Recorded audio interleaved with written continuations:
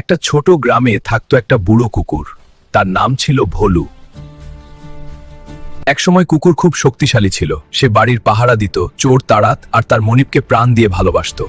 কিন্তু সময়ের সাথে সাথে কুকুর বুড়ো হয়ে গেল, দাঁত পড়ে গেল, পা কাঁপে। এই বুড়ো কুকুর দিয়ে আর কি হবে? একদিন গভীর রাতে গ্রামের বাড়িগুলোতে চোর ঢোকার শব্দ শোনা গেল। রাতে সবাই ভয়ে ঘর বন্ধ করে ফেলল, কিন্তু বুড়ো কুকুর ঘুমিয়েছিল না।